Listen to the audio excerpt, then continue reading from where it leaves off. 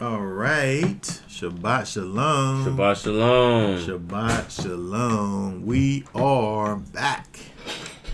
Continuing with our look at the triennial Torah portion.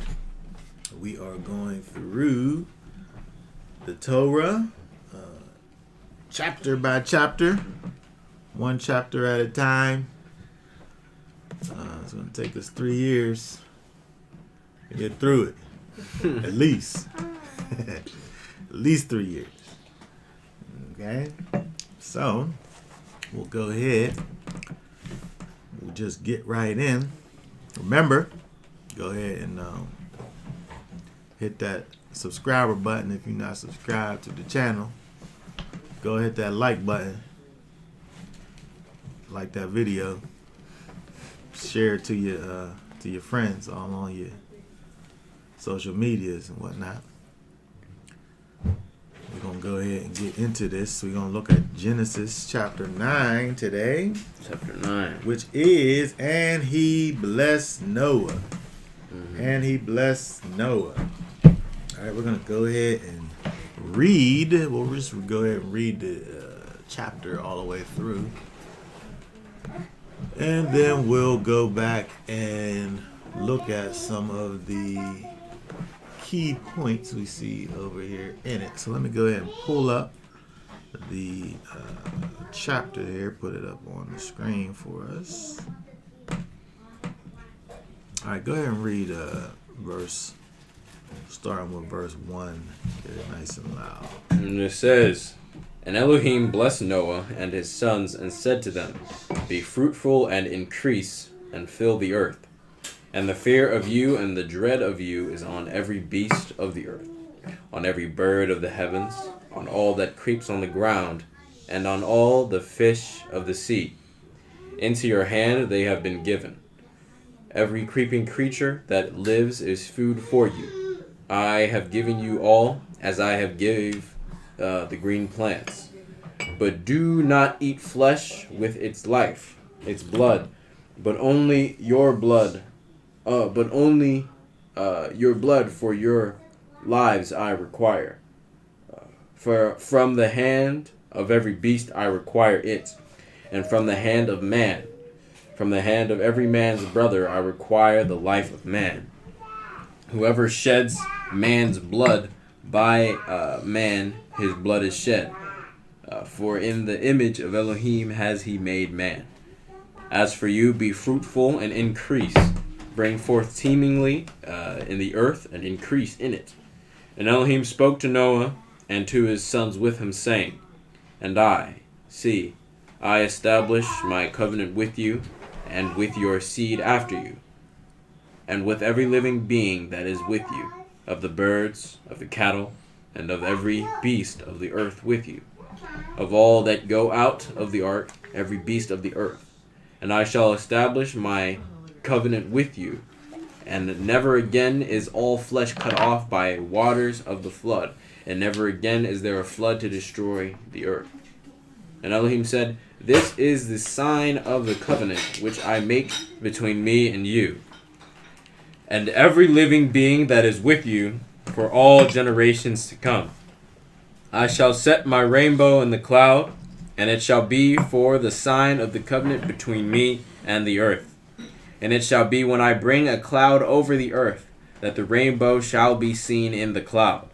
And I shall remember my covenant, which is between me and you, and every living being of all flesh. And never again let the waters become a flood to destroy all flesh. And the rainbow shall be in the cloud, and I shall see it, to remember the everlasting covenant between Elohim and every living being of all flesh that is on the earth. And Elohim said to Noah, This is the sign of the covenant which I have established between me and all flesh that is on the earth. And the sons of Noah who went out of the ark were Shem and Ham and Japheth. And Ham was the father of Canaan. These three were the sons of Noah. And all the earth was overspread from them. And Noah, a man of the soil, began and planted a vineyard. And he drank of the wine and was drunk, and became uncovered in his tent. And Ham, the father of Canaan, saw the nakedness of his father, and told his 2 brothers outside. So Shem and Japheth took a garment, laid it on both their shoulders, and went backward, and covered the nakedness of their father. But their faces were turned away, and they did not see their father's nakedness. And Noah awoke from his wine, and he knew what his younger son had done to him. And he said, Cursed is Canaan.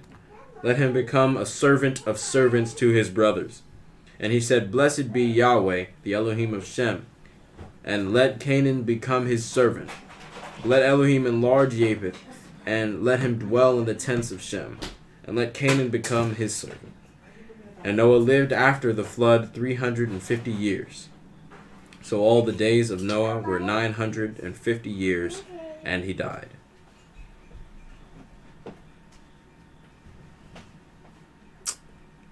What? Hold on a second. No sound? How long was it been?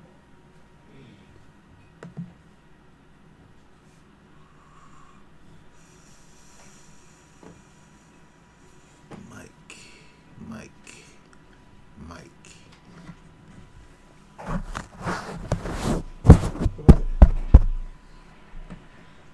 It's gonna take us 3 years. What happened to it?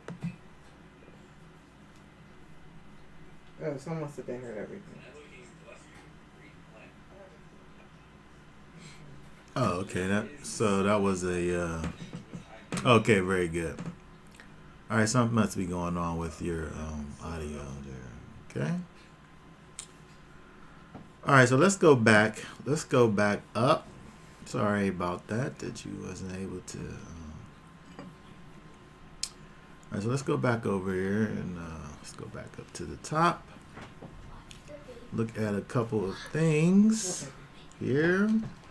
I'm going to go back to the beginning, and we see that it says, and Elohim blessed Noah and his sons.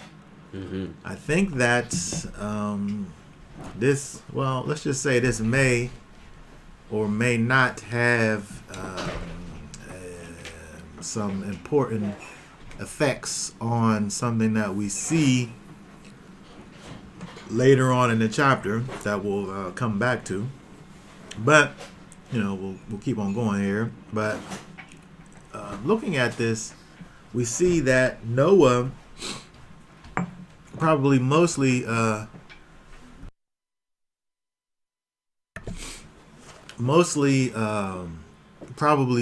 directed towards the sons of Noah, unless Noah planned on having more sons.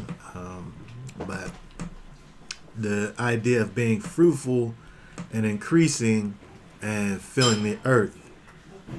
We remember, we look back at the previous chapters, we see that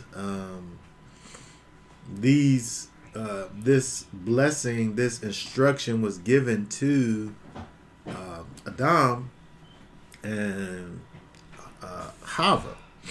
And so, as we know with Noah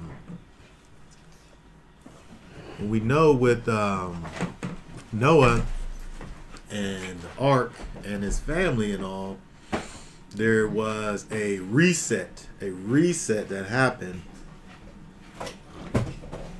And now the things that was given to Adam and the people previously, now these things are given to the sons of Noah. So when we look at this, again, this is a blessing, but it's also when you look at it, it's a command. It's a command. It's something that now Noah and his sons are going to be responsible for doing in terms of being fruitful and increasing and filling the earth. Mm-hmm. And so it's interesting when we look at this and we see that this is called a blessing, but we can really look at this thing as also being, I don't want to say it's not a blessing. We can also see it as it being something that they are commanded to do. Now, in continuing with this kind of starting over that's going on with Noah and his sons, we see verse 2 where it says that the fear of you and the dread of you is upon every beast of the earth. And so it's interesting. Let's look at this some, because it's interesting the words that are used here. Because let's look at verse 2. Let me pull this up here. 1 second here. Hold on 1 second.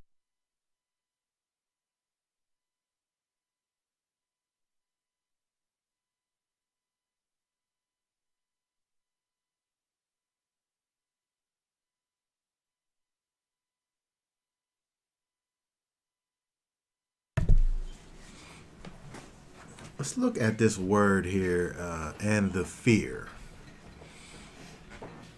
Okay, and the fear. The fear. This word here is morah. Morah, which means fear. Looks like this is a derivative of Yahweh. Very good. Well, let's go back to this word here. Morah, which means to fear, by implication, a fearful thing, dread, fear or feared, or terror. And so again, speaking about basically the sons, Noah and his sons, the fear of you, the dread of you.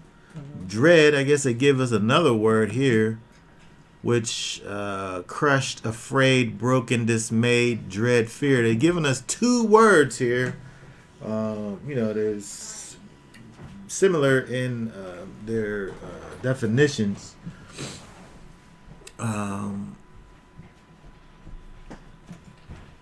Describing the beasts towards the sons. Now, when you think about this now, how much does a black bear dread or fear a human? None. Probably none. Which ones did they say was the worst? When we went to that place, the black bears are worse than the brown bears. No, it's the polar bears. Polar bears. No, well, out of between the black and the brown, polar bears very well could be worse, but polar bears don't frequent Pennsylvania. Yeah, I think it was the black bears. Of course I'm it just was. gonna look it up, okay? What? Well, it doesn't But really it says matter. brown bear. The average brown bear encounter is more dangerous, 3.5 times more likely to result in injury. But then it says Is a grizzly bear a brown bear? I don't know what that is. That's a brown bear. I mean, it is brown. It says the average polar bear encounter more dangerous than the average polar bear encounter, and 21 times more dangerous than the average black bear encounter. So the brown bear is definitely. Oh, the brown bear is the worst. Yes. Okay. Well, all that just to say that a bear, he It's a grizzly bear. he's not really scared of you. That bear isn't, right? He's not afraid of you. He'll probably, do you some serious harm, kill you. The grizzly bear is a brown bear, by the way. Oh, yeah, it looks brown, right? Yes. Okay, good. Yeah, say it.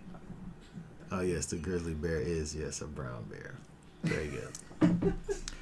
But I think that these, this is not necessarily speaking, even though we're given, like it didn't just say the fear of you will be on every beast, but it said the fear and the terror.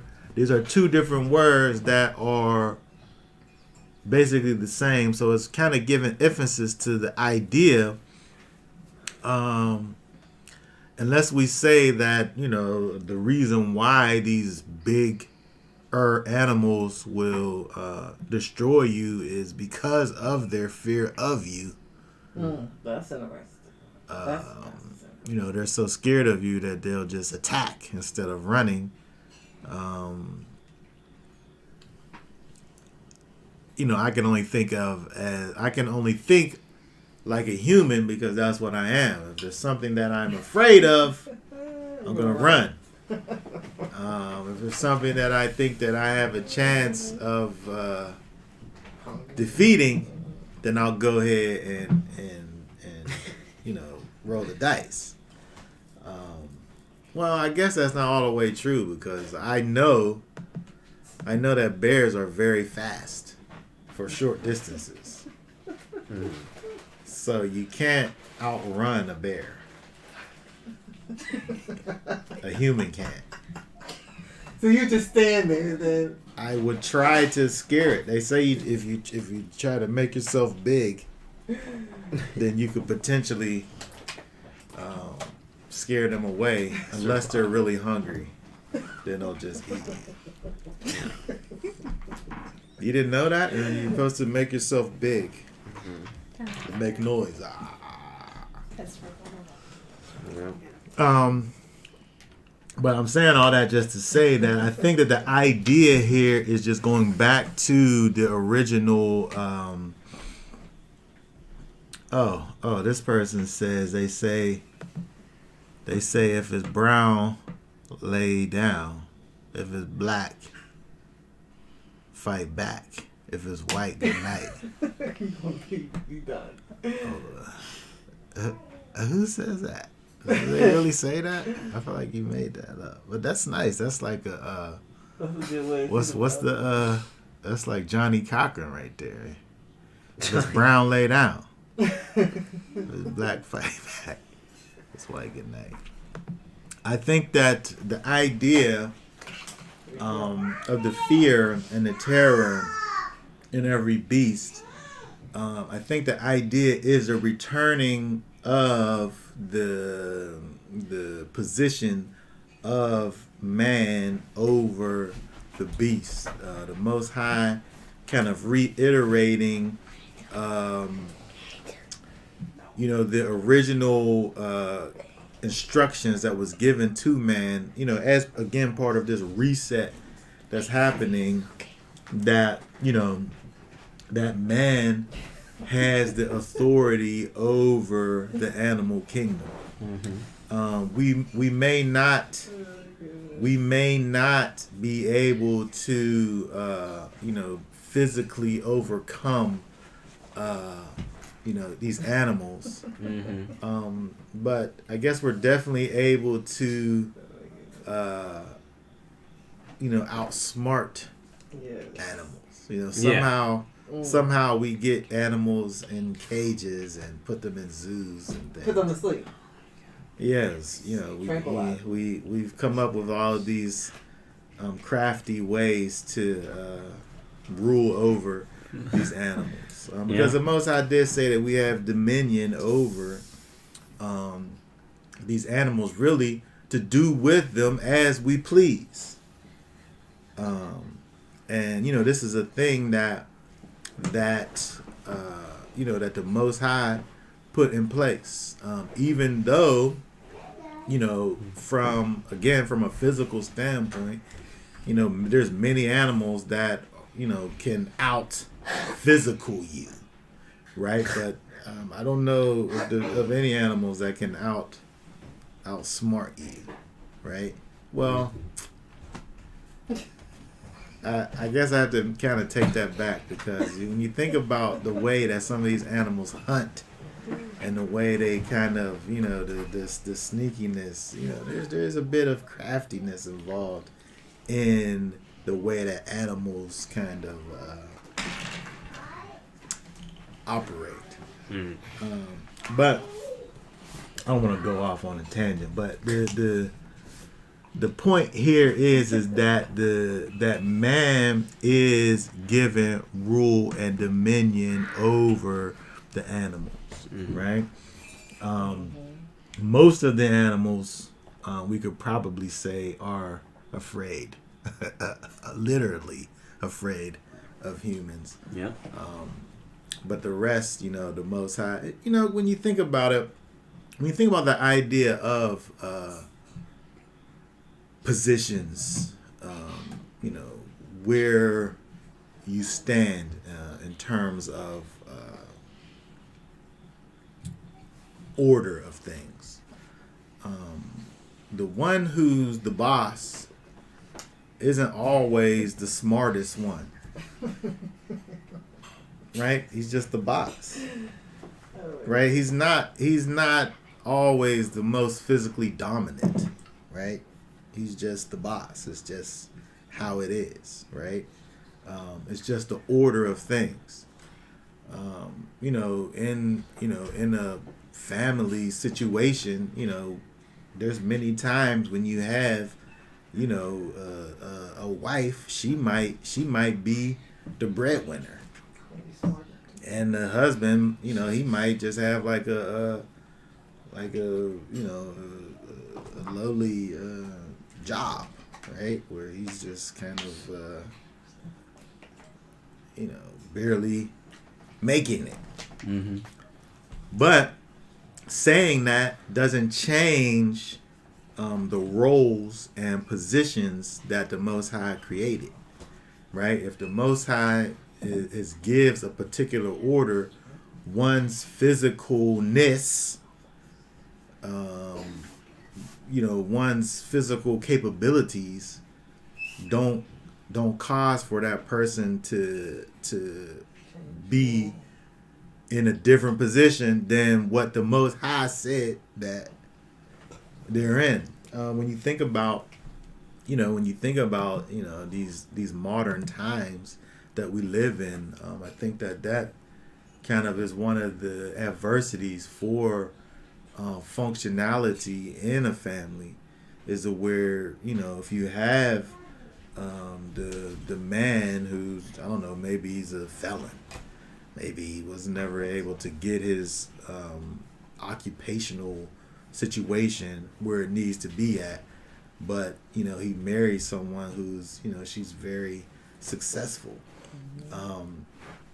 When they both come to the Most High, and they both enter into this lifestyle where the Most High has created a particular dynamic in the way things should be, it's hard for that person who's kind of worldly, who has a worldly dominance, to step back, because she's the one. Like, she's the one who's carrying all of the weight, right? So how's she gonna sit up here if she sit up here and making $100,000 and he's like making 30?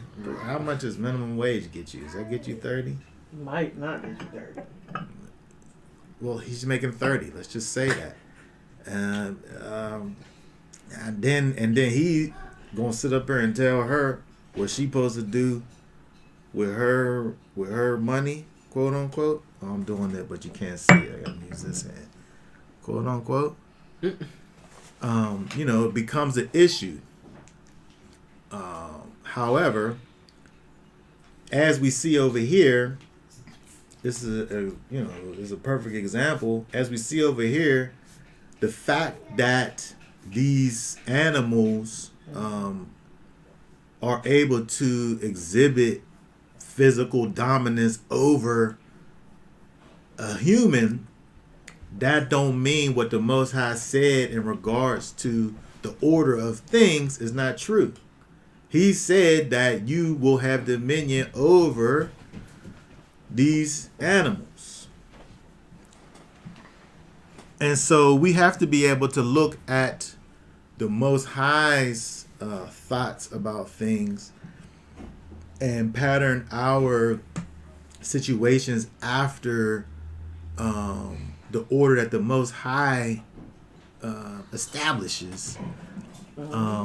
Because anything else other than that is, is dysfunction, right? The Most High is able to create things and give it a functional order.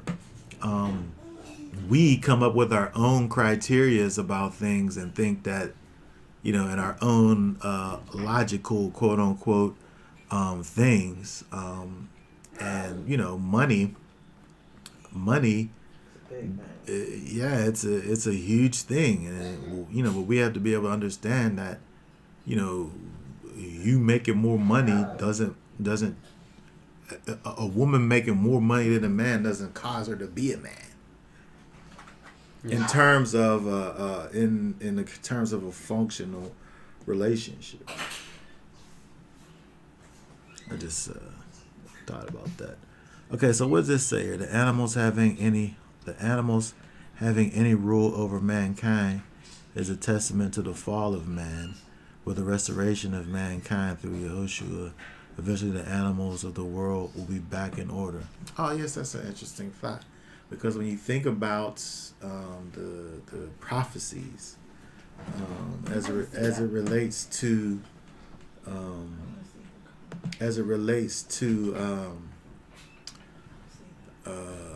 the end times with Messiah returning, and talk about the lion and the lamb lying together, right, and the baby with the serpent. Right? That's an interesting thought, because in a renewed, restored world where everything is returned back to its proper order, you no longer have the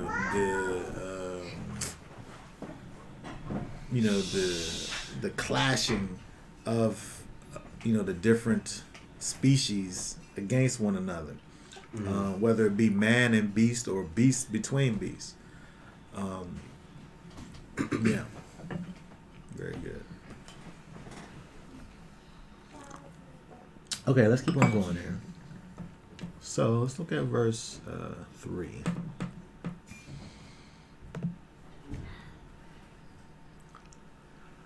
Okay, every creeping creature that lives is food for you. I've given you all as I give the green plants. Okay, very good. So this is another thing here. Let's look at this real quick, because I think we're seeing an example here of one of my wife's new favorite words. What's the word? What's the word? Oh, synecdoche?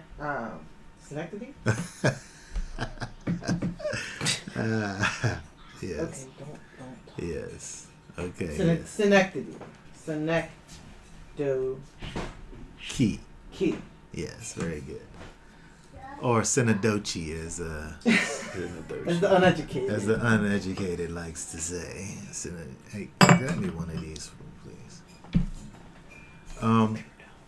Okay, so we see here the word kol being used, whole, all, any, every, the singular only, but often in a plural sense, in all, manner, altogether, enough, every, one, place, thing, howsoever, as many as, ought, whatsoever, whosoever, whole, so on and so forth. And so kol gives you the idea of all. Right? It's literally giving you that as a thought in what it means over here, right?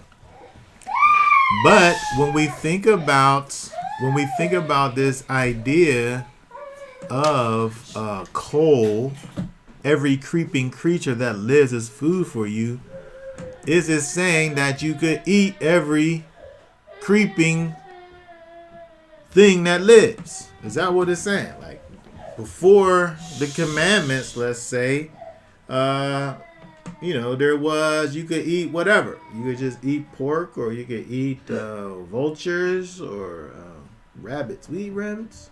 We don't eat any rabbits. I've never had a rabbit. I'm just saying. You don't eat that. That's a Raccoons, maybe. I don't know. Possum. Every creeping creature that lives is food for you. Mice. Mice, any type of chipmunks or whatever that you see, you can eat it. Squirrel. Every creeping creature that lives is food for you. I have given you all, he says. Cold. Every creature he's given you, does it say, is it coal on the beginning and coal on the end? Oh, hold on. I'm going to get my Hebrew Bible out. Every moving thing. Genesis. Every moving thing. So, let's see here. There's a snake. Ramas. Oh, any reptile, any moving animal, every creeping, moving thing. Or any rapidly moving animal. That's what that word is, every creeping thing. We can't eat reptiles, can we? We don't eat that stuff. It says every creeping creature. It says it right there. Right? But I think that we're able to deduce a proper understanding of what's being said over here because it says, as I give the green plants. Mm-hmm. Right? Can you eat every green plant? Can you eat every green plant? No.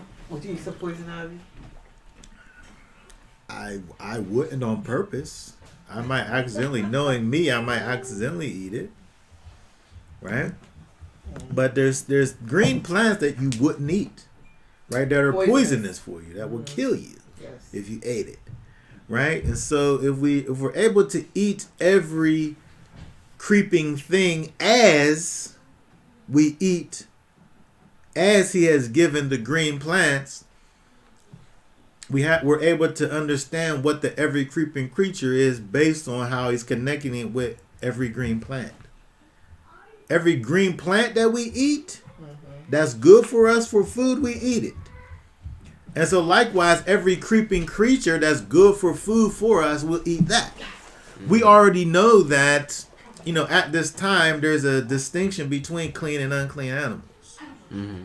Because the animals were gathered according to being clean and unclean.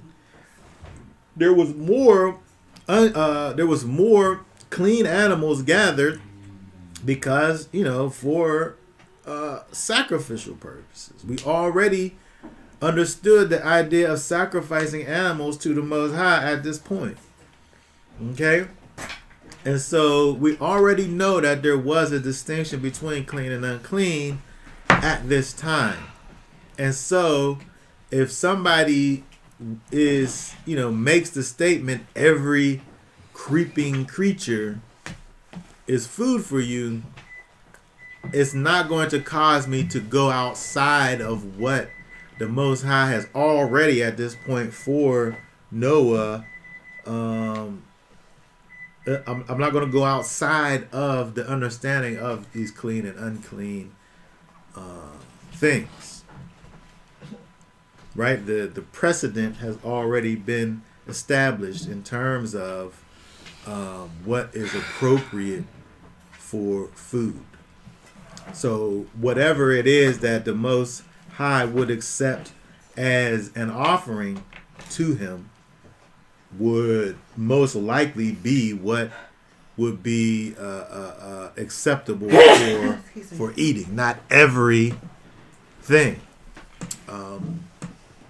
And again, I said this before, when we think about the idea of the law coming down, the Torah coming down, right? We know that, again, even when we think about the idea of Noah being a righteous man, the simple fact that the scripture says that he's righteous, it must be basing that righteousness off of something. Mm-hmm. So we don't know exactly what the something is, but we know that, there's a standard, right? We assume that we assume that there was a law that was given to Noah that he understood. And we see from some of his actions that there was these unwritten things, namely the fact that he was able to distinguish between clean and unclean, right? And so he had some discretion and discernment. Right. He had that already. Even though the scriptures don't talk about it, we're able to see the results of an obvious wisdom that he had already. So again, when we look at this here, when it talks about this whole every creeping creature that lives is food for you, we can see that maybe he's opening up the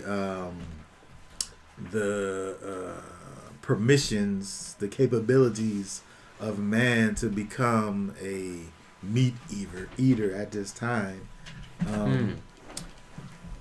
But not all meats, though. Just the things like if something is declared to be unclean, why would we think that he would be using that thing for the purposes of eating? Yeah, especially since he brings it back in Leviticus. He brings it back. So why would it be like on hold for this period of time? Well, when you think about it, I don't know. I don't know if just saying that we know that Torah says later that the idea of clean and unclean. I don't know that we're able to say just because in the Torah there's clean and unclean animals, so therefore retro speaking is it's going to be there.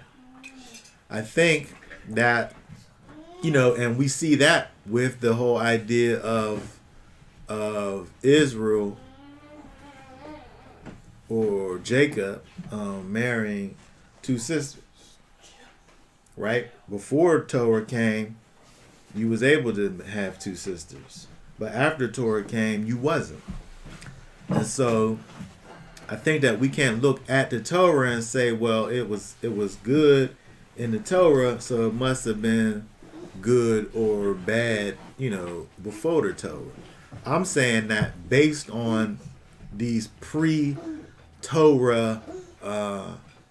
things that the scriptures is given to us, being the idea of clean and unclean animals, perhaps, since it don't say what the list is, perhaps there was some things that we say are unclean that was on the clean list. Because it don't say. I don't know that. Mm-hmm. Right? But you can't go the other direction. What do you mean? It couldn't have been made clean. If it was unclean before, it couldn't have been made clean. If it was clean before, it could be made unclean. It can't go in a reverse. You can't make something that's unclean clean. Why not? Well, I mean, what purified it? I don't know. The Most High declaring it clean. I mean, principally speaking, it was unclean. I'm saying we're only saying it's unclean to have two sisters only because it's unclean now. Yeah. But at the time, it was clean. I'm saying that going from the other direction from it being unclean. Is that not the same or is it different? I mean, I can see you declaring something clean, unclean, but I can't see you declaring something unclean, clean. But it's not. Okay, I see what you're saying. Because it's not exactly the same. Yeah, because you're going from unclean to clean.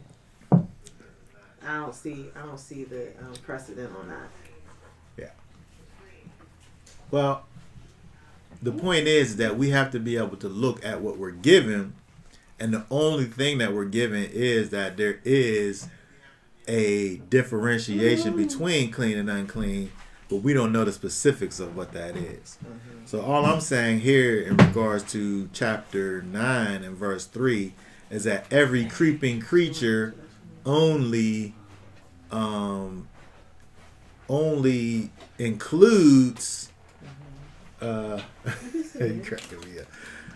Change the room if you Get want. moved around. Only every creeping creature only includes something that the Most High would have declared clean at the time. You can sit. Or you. All right, let's keep on going. You can sit. Go ahead. All right, let's go over to the very next verse. The very next verse says, but not. So we have a caveat here. But do not eat flesh with its life, with its blood. So one thing you ain't gonna do is you're not gonna just be eating the thing while it's alive. Like For cutting off a one. leg and eating the leg while still Like the Eskimos do. make it walk on 3 legs. Yeah, you can't. While the thing is alive, you can't eat it for one. If you think it. And then for another thing is that you got to get the life out of it and then eat it. But the life is not the life is not confined to just being it's not abstract here. It tells us that the life is in the blood. So we got to get the blood out and then you can eat it. Now I learned an interesting thing. By, I just want to say that I want to be a farmer so bad, but I don't have any idea how to do it. And if I was to just tomorrow become a farmer, I know for a matter of fact that I would be a terrible farmer because I don't know anything about it. One thing that I learned from someone who grew up on the farm is that it's necessary, you wouldn't necessarily kill something in the morning, a big something like a cow. You wouldn't kill it today and eat it today. Because and not expect for it to have a certain kind of rancid bad flavor in it, because the thing is so big. If you don't get all of that blood out, if you don't give that thing time to properly drain all the way out, that blood in there it like spoils inside of the meat and causes it to have a bad taste if you eat it too fast, in terms of the closeness to the killing of it. Right? A big animal like a cow, say. These smaller animals, maybe you're able to get the blood out faster and you won't have that problem like a chicken. You just kill a chicken and it's so little, the blood will get out in no time. Like a lamb or a goat or something. Yeah, something that's the other thing. The things that the Most High has for us to be eating are like a young lamb, which is like a year old. It's it's a young lamb. When it gets old, you don't eat that. You don't eat that. It's disgusting. Like in my mind, when the cow can't give me milk no more, I cut it up and eat it. But you don't do that because it's an old cow. You don't eat an old cow. Huh? You don't eat an old cow. You don't eat a milk cow. You don't eat a milk cow. You eat a cow that was established for meat. Like a milk cow, it don't stop giving milk and then you turn it into because it's old and it's just. Remember you got that mutton? Yeah, but that's lamb. So that's so that's gonna be old lamb. It's older lamb. The stuff that you eat is gonna be younger. And so all that to say that from just a flavor standpoint, that blood staying in there is going to kind of be detrimental to the flavor, the quality of the meat. But the Most High, He's not giving you that. He's not talking to you about it from a flavor standpoint. He's saying, don't do it with the life still in it. And the life is in the blood. So there's many, many, many cultures that eat the blood. They don't throw nothing away at an animal. You know what I mean? They make Blood sausage. blood pudding and just, like I said with the Eskimos, man, they don't even get that thing to the house. They pull it out of the water and they bust it open. And you just see their bloody little fingers and dripping blood all down their chin. It's like, I'm like, oh, what the? But a lot of cultures around the world have this. Yeah, and I would think that the origins of this comes from the idea that the life is in the blood. So it's invigorating. If I eat this life, if I eat this life-giving substance, I somehow empower myself. Like I kill this wild animal and drink the blood, and it drips down. Like you can't even drink the blood kind of like respectfully. Like if I'm drinking something, like I'm not gonna have the drink like dripping out of my mouth, like it's gonna look crazy, right? But they sit up there and drink the blood and it's like pouring out the sides, like it's just animalistic. All of it is. But I think that these cultures have this as part of what is done because of this truth that we have here, that the Most High is saying that the life is in the blood.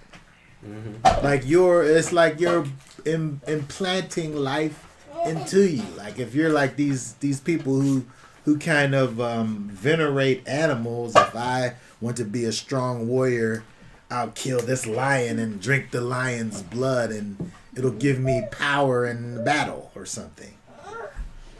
Right? These people think like this. Or the blood. I'll drink the blood of a bear and then I'll crush you or something. You know what I mean? His nickname becomes Bloody Bear. Yeah, because he once killed a bear and drank his blood. And then nobody will ever mess with Bloody Bear because he's so crazy.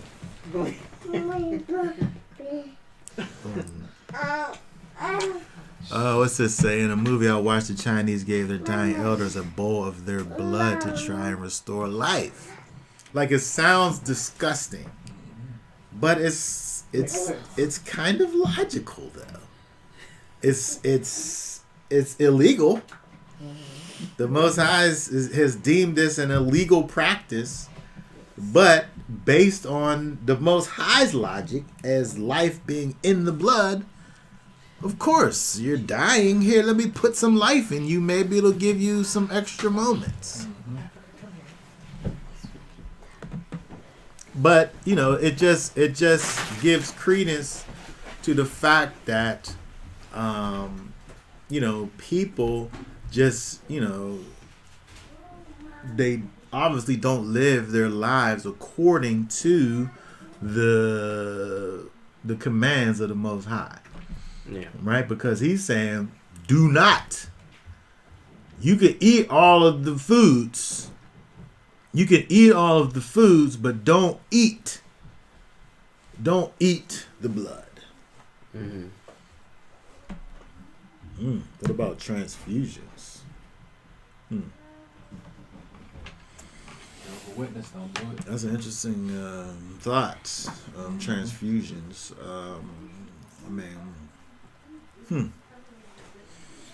I wonder what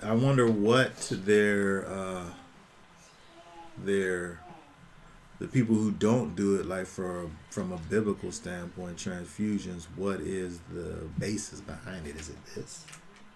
Is it the idea of eating the flesh with its blood? I think that's where they get it from. Is it? I don't know. Supposed to abstain from blood, but this is talking about animals. But I mean, I don't think the scripture talks about human blood, does it? Well, you can't eat a human's blood. Well, you're not supposed to eat a human. Yeah. But Yeah. you know, First of all, transfusion wouldn't be you eating the blood. exactly, it wouldn't. But I would wonder, when did people even start putting other people's blood into other people's veins? Yeah, I don't think back in these days, you know, they had the technology to do that, or even the need, because I think there's a lot of diseases today, like sickle cells. A lot of people who have sickle cells. You probably just died. If you had sickle cell, you just Yes. died. Nobody knew Right. why you Right. died. Right. I would have died if I didn't get a blood transfusion. When I lost all the blood in my body, Did they put blood in you? they had put blood and plasma. Where'd they get it from? I don't know where they got it They from. didn't even ask me what my blood type was. That's what I had to. I wouldn't be able to tell them. I'm saying that they didn't ask me if I wanted to give you some of Because he could mine. have been your donor, yeah. Oh, well. I was in a need. Remember whenever I almost died? I forgot about that. I don't know why you said that. Oh my God. I might not be able to. I might not be able to keep you because you're defiled. Well, all those cells will be regenerated in probably 4 years from now. Why? I think that your cells have a 7-year cycle. Oh, that's right, because you lose blood all the time. Yeah.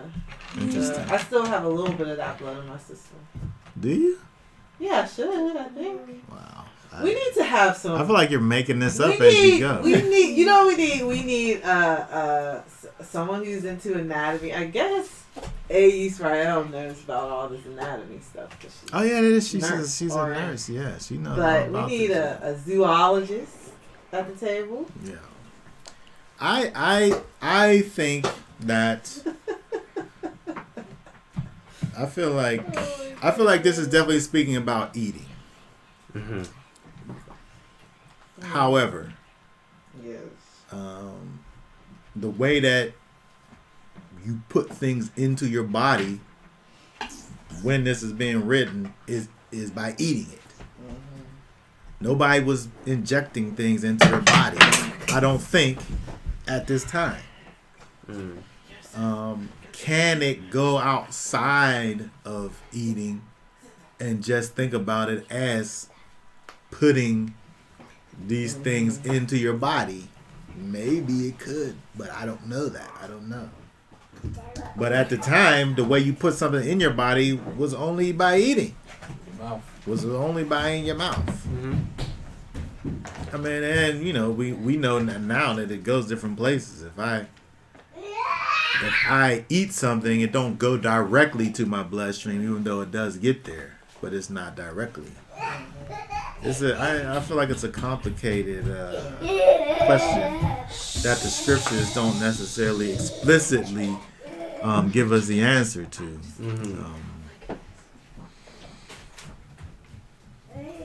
Jewish people don't do transfusions?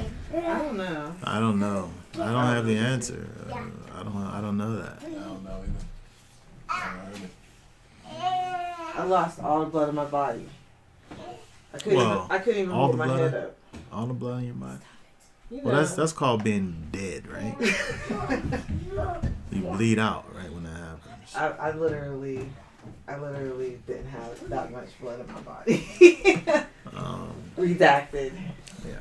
Well, I think that we live in these days and times where we have these quote unquote medical advances, and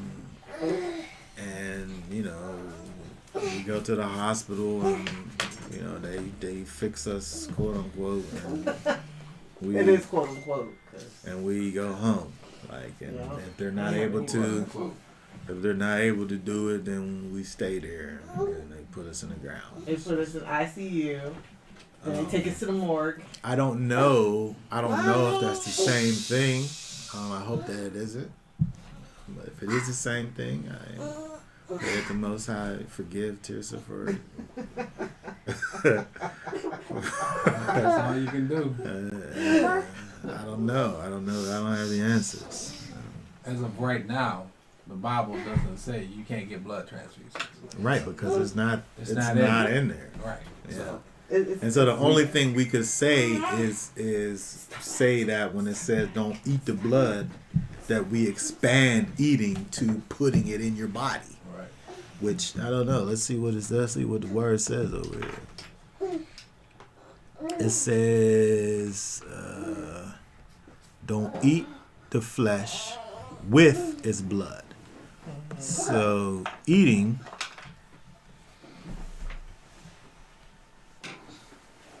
eat. A call to eat at all, burn up, consume, devour, dine, eat, feed freely. Okay. So these are all things that you would think about in terms of, again, like ingesting. This is the way that we put these things in us is by eating. So unless they was, I don't know when they came up with the doing things intravenously. You know, I would probably say that's a 20th century type of thing. I think they might have been doing that in Egypt a little bit too, though. Was there? Embalming people, I think. Oh, that is right. Embalming. Yeah. Yeah, you're embalming. At least what they do now is, I learned this from Teresa's family down in South Carolina. They remove the fluids from your body and replace those fluids with other fluids that are for sanitation purposes. It's not for preservation, by the way. I also learned that it's strictly for sanitation purposes only. It's not for, they don't put formaldehyde in your body to preserve you. They put it in there so you don't have diseases. Other people don't get disease Yes. from being around the dead body. Yes, exactly. But anyway. So that's an interesting thought. I hadn't thought about it. I don't have the answer. Sorry. I feel bad. I should always have the answer. I don't know. Those are my 3 favorite words. I love those words. I say them frequently. I'm not afraid to say them. I don't know. Some people don't have the ability to say those words. More people need to learn that. I don't know. I love that. Okay, let's keep on going. Okay, so don't eat the blood. Don't eat the flesh with the blood. Surely I will require your lifeblood. From every beast will I require it. And so the Most High, first of all, begins to speak about the idea of eating flesh with the blood in it. But it's almost as if he's likening that act to killing someone. Interesting. Because he requires the life of the man who, it says, from every man's brother I require the life of man. In verse 6, whosoever shed man's blood, by the man his blood shall be shed. So by the time we get down to 6, where it's talking about the idea of you killing someone, it's like in the same vein of you eating the flesh of a thing with the blood in it. It's almost like you're mutilating and using this animal that the Most High has given you dominion over outside of its proper purpose, and he's treating that as if is in the same breath almost as murder.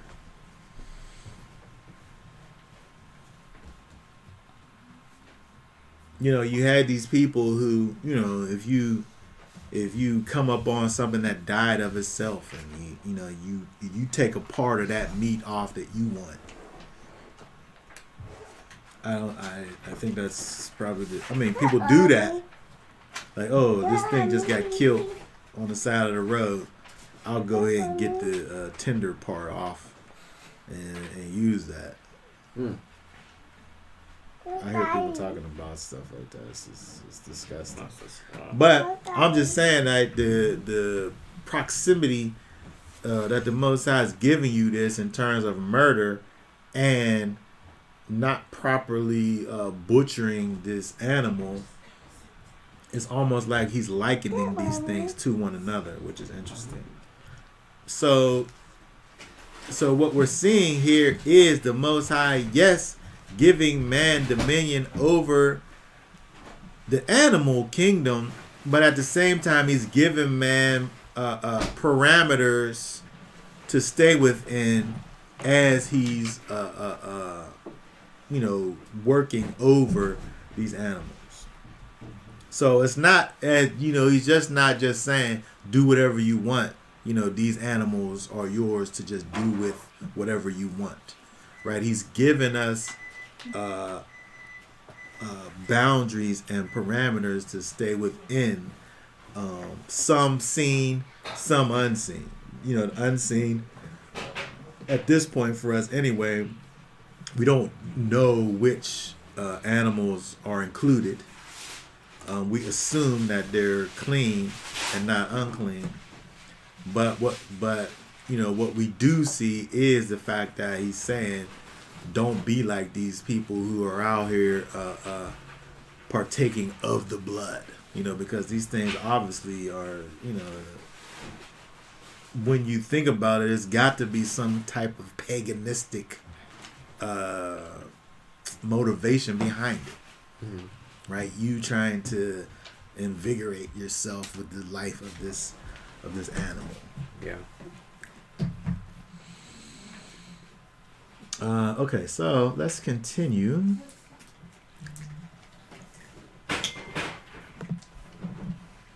All right, so as we go down, let's talk about this.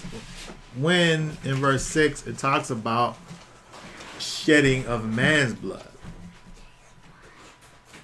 right? Murder. And the reason, right? We're not to murder, we're not to shed man's blood because of the fact that man is in the image of Elohim. Right? And so again, it's interesting when we see this. I really heard people talk about the fact that man, because of the fall, is no longer in the image of Elohim. Man's now in the image of those that came after Adam, who were in the image of Adam, but not in the image of Elohim, after the fall. But when we look over here in verse 6, the reason that's given for not murdering someone is because man was created in the image of Elohim. And so we was to say that, post fall man is not in the image of Elohim, then we could murder them, right? We could kill people because they're not in the image of Elohim, they're in the image of man. That man is bad. He's fallen, man. Yeah, he's not even worthy. Like, you could make that argument if that was the case. But what the Most High is given to Noah to pass down to his sons at this time is that the justification for not murdering someone, not shedding the blood of a man, is because that man whose blood you would be shedding was made in the image of Elohim. And so we have to think about the importance of life that the Most High is placing on man. It's a serious thing to take the life of someone. we see over here, the Most High is saying, not to do it, not to shed man's blood, because he is in the image. He was made in the image of Elohim. You would be taking away the creation that the Most High has created in doing so. We're so disconnected from the Most High. We're so disconnected from Elohim that when we alter, when we take away from, when we destroy, another human being that was created in the image of the Most High, we don't even think about that. We live in this place where, the killing of humans is, it's just it's Everyday nothing. life. It's nothing. And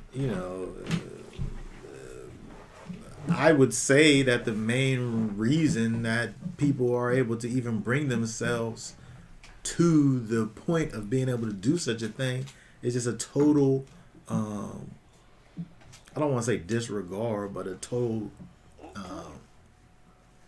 the effects of being totally separated from the Most High.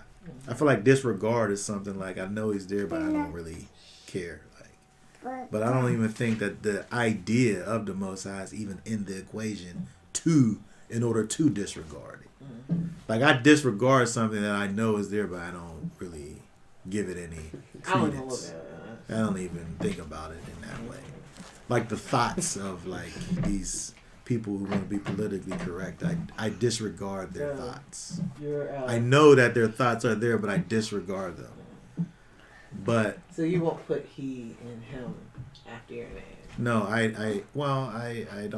don't care to state my pronouns. I feel like my pronouns are obvious. I don't have to speak about myself in that way. These things that people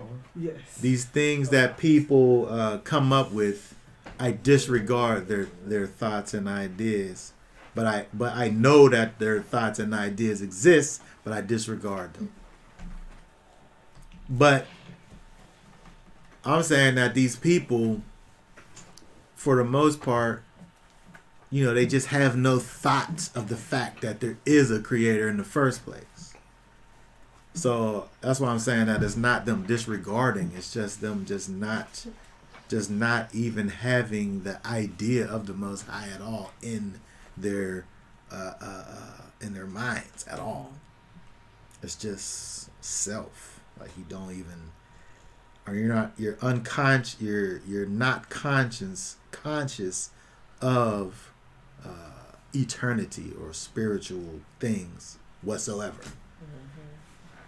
Because if you were, it would cause you to have some pause when it comes to life and understanding the importance of it. People treat other human beings like they're a spotted lanternfly. Right? Like it's just nothing. I just walk past this lanternfly and I kick it and I stomp on it and turn my foot when I stomp on it. And not just even stepping on it, but I'm stomping and turning my foot. That's terrible. I do that to cigarettes. I don't want people to pick up a cigarette. So I'll step on it and then turn my foot so it gets destroyed. That's a fun little game that I play outside. That doesn't mean anything. I'm just saying. And so, we have to have a regard for life. And the Most High is trying to show us this. And he gives us this reason that should be an awesome reason. Right? It should be something that we look at and say, yes, it's the image. Man is made in the image of the Most High. I should have some type of reverence for the life of another human being. Because of the fact, this is his reason. Like he said, because of the fact that man was created in the image of Elohim. But first we have to have some type of fear and knowledge of the Most High in the first place for this to even mean something to us. Right? Otherwise it's just words. Right? And this is how people treat the words of the Most High when we look at these things, and it's a heavy thing. It's weighted, right? It has meaning. It's something that's substantial, right? But to someone who has no thought for the Most High, this is, it's just words. But I think that it's helpful for us as people who do have a connection to the Most High to understand the importance of life, because of the fact that, the Most High created us in His image. There's things about us that are literally identical to our Creator. Right? There's something in us that the Most High took from Himself and said, I'm going to take these parts of me and put them into this creation. And again, this is what the Most High is saying is the very reason why, we're not to shed man's blood.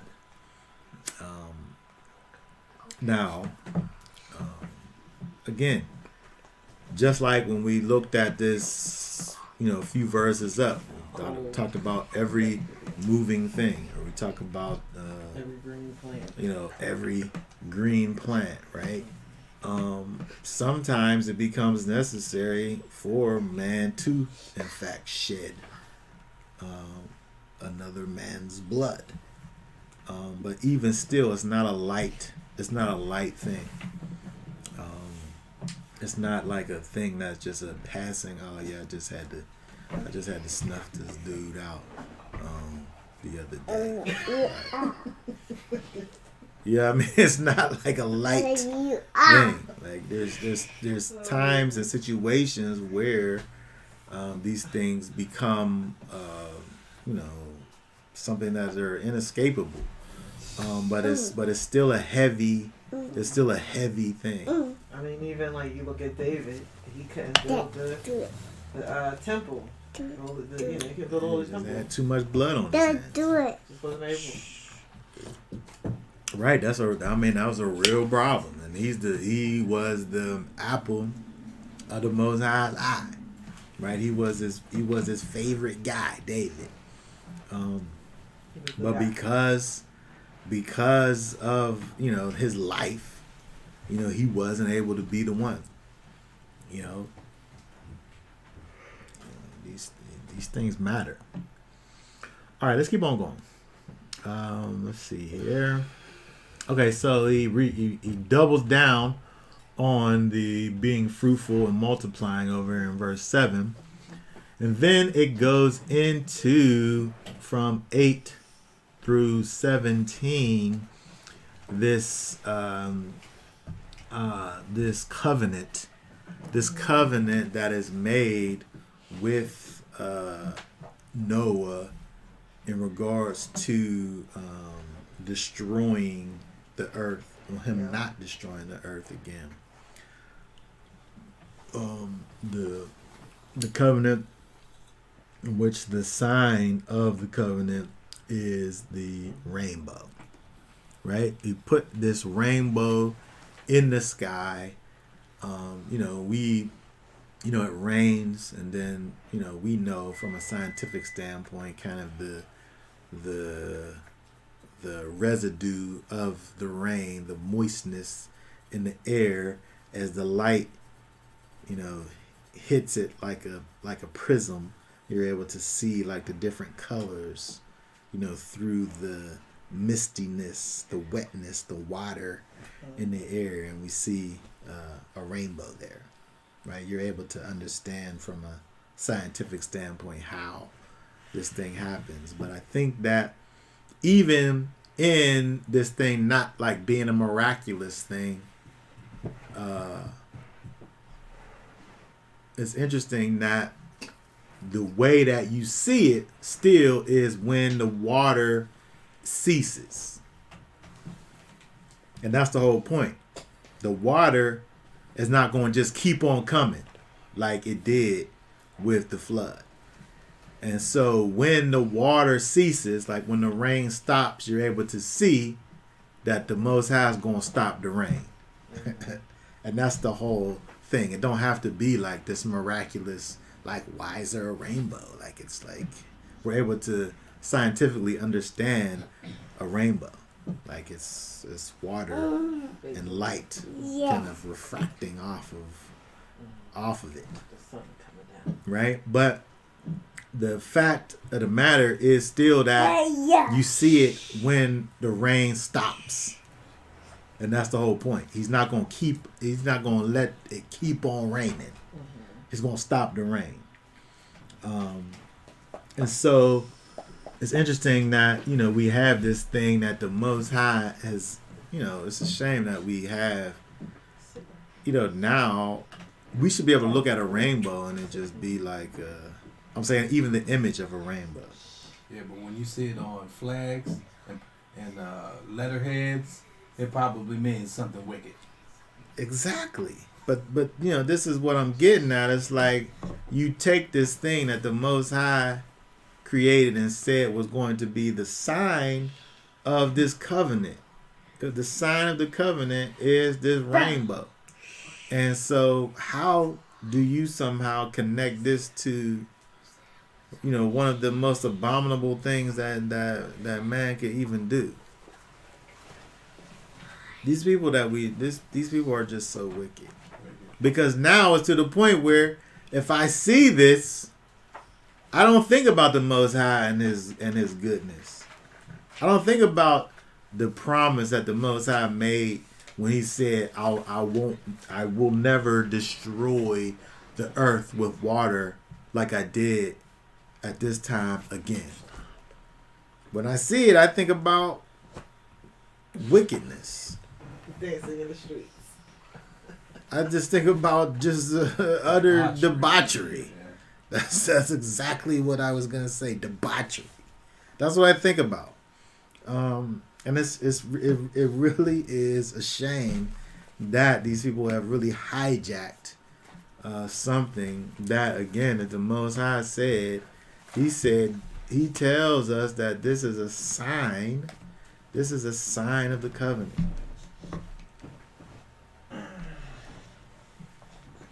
This covenant, which he said the length of this covenant is perpetual. He said this covenant is for you for perpetual generations.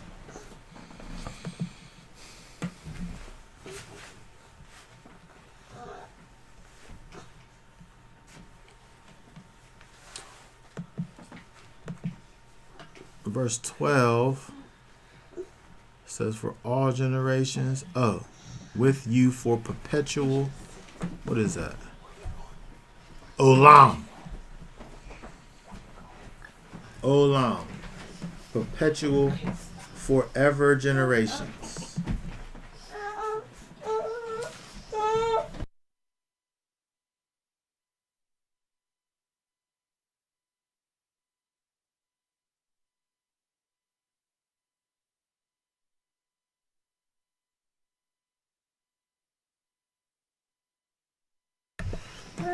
Okay, thank you. All right, so again, it's a shame and a disgrace that we have this thing where the Most High is definitely giving this covenant to Noah. There's terms of the covenant. He says that I will never cut off all flesh or destroy the earth by a flood. That's what the Most High said. He said, again, that the length of this covenant is forever, always, continually, everlasting, time indefinite. You can't see the end of the length of this covenant. It's so far away you can't even see the end of it. Olam. That's what the word olam means. And this really just speaks to the wickedness of man.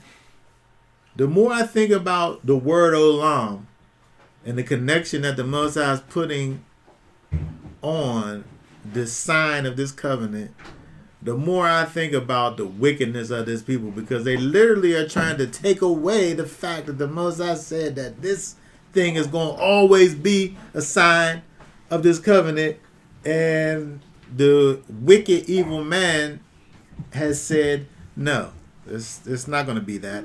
It's going to be this, which is not righteousness at all. No, it's wickedness.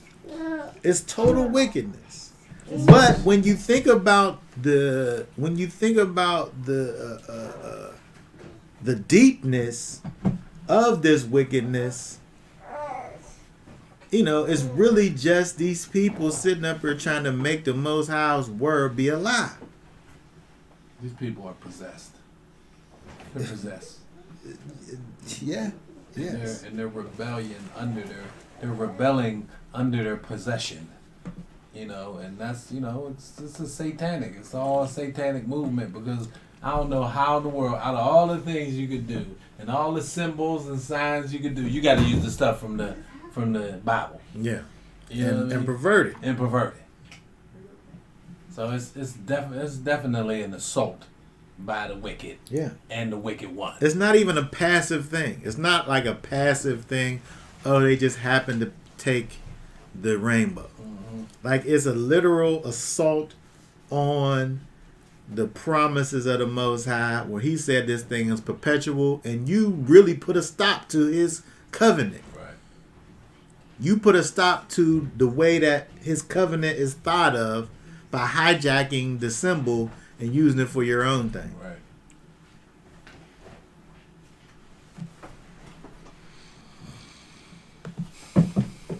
What does it say here? It truly is a shame what they've done with our covenant. I refuse to be ashamed of wearing clothing with the beauty of the rainbow anymore. I can't do it. I know.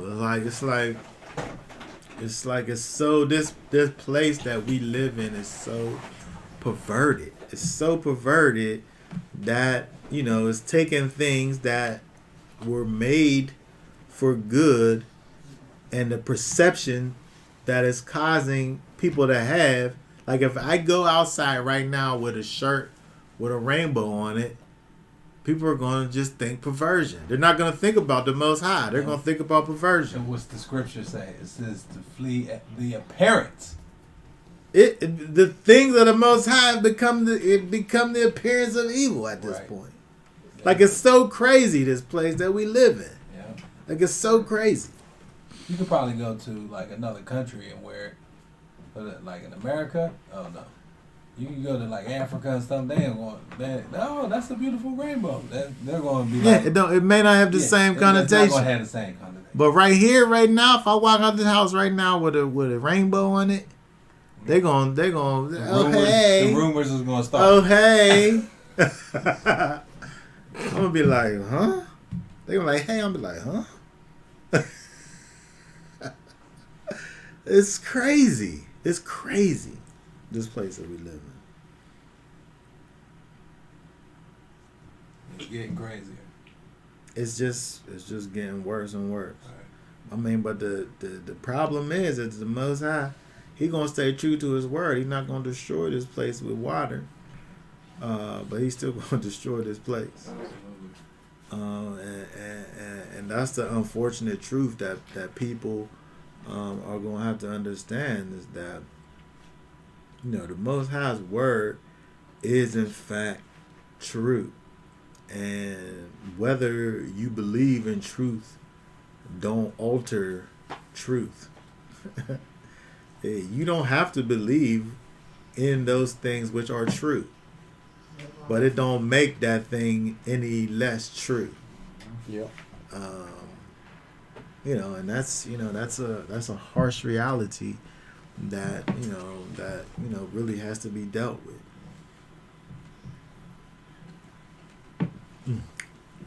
Okay, let's keep on going.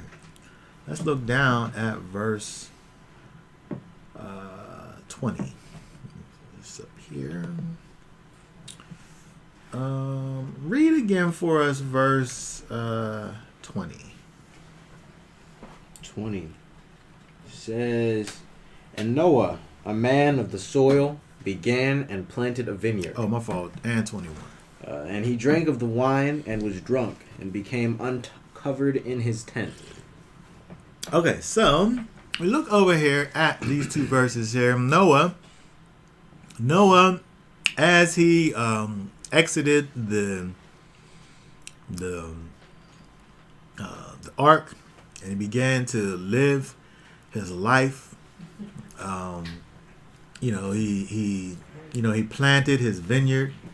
He was successful in the planting of his vineyard. He figured out somehow how to ferment wine, and he must have been good at it because he came up with wine and not vinegar. It's easier to make vinegar than it is wine. You can mess up some wine. I think it's harder to mess up vinegar. Like you're able to ferment, but to come up with a finished product that's good, that's something. So he was given the wisdom to be able to make himself some wine, and then overindulged in it and became drunk. So much so that he didn't even know what in the world was going on in his situation. Mm-hmm. Verse 20, it says that he uncovered himself in his tent. So let's look at this. I have some interesting thoughts about these things here. But let's look over here at verse 21.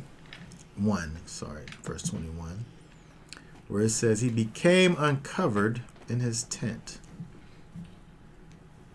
He was drunken and was uncovered. Galah. Denude. Especially in a disgraceful sense. By implication, to exile. Usually stripped. Advertise, appear.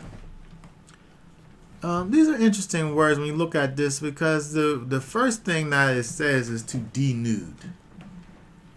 When I think about, when I'm looking at this, when I read it in the English, he was uncovered in his tent. He was denuded. This word means to denude. If is something happening to him? Yeah, as it says, especially in the disgraceful sense. Yes, and so when we look at this word here, by implication, to exile, being used as stripped, like if something is stripped from you, like it's kind of if something's done to you, like you've been stripped, right? It just caused me kind of to think about things in a certain way as I'm looking at this verse over here, verse 21, in terms of him, how he became uncovered. Now you could look at it and say that he just was in his tent and he just got naked, right? He just got naked. He took his clothes off, and then Ham saw his nakedness of his father and told his two brothers.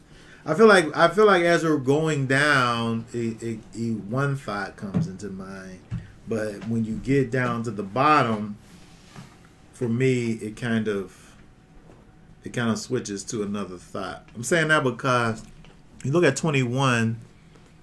He drank the wine, he became drunk. Verse 22, his son saw his nakedness, so you have the idea of him being in the tent. And he's naked in the tent, and then the brother happens to see it, and he's like, "Oh," to his other brothers, look at Daddy, he's butt naked." And then the two sons are like, "Nah, we don't want to see this. We're gonna cover him up." Right? So they go and back up onto the thing and they cover him up. I think that's what happened. And then they didn't pay. They was like, "I'm not looking at Daddy. Let's put the thing on him. So let's go in there backwards so we don't gotta look at him." But the problem that I have with this is verse 24, where it says that Noah awoke from his wine and he knew what his younger son had done to him. But what did he do? He just looked at him. Did he just look at He him? just looked at him.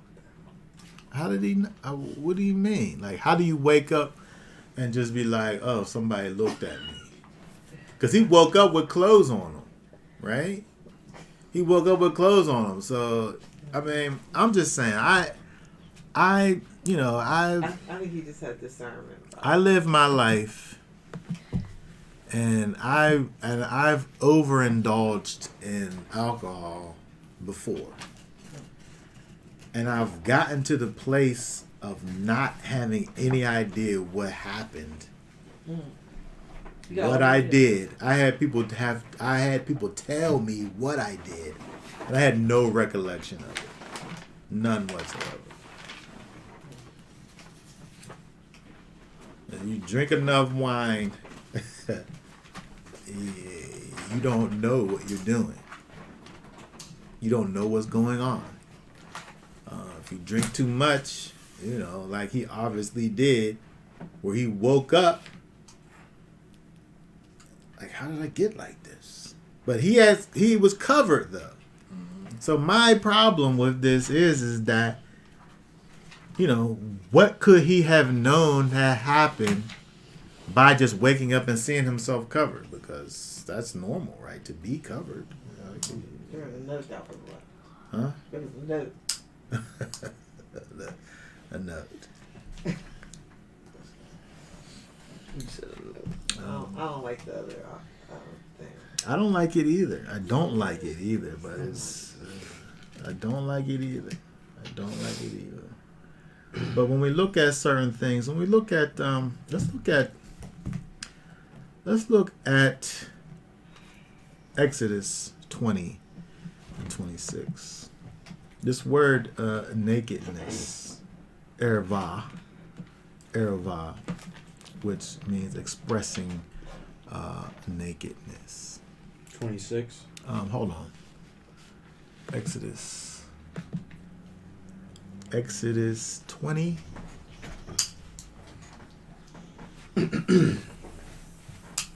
Verse 26.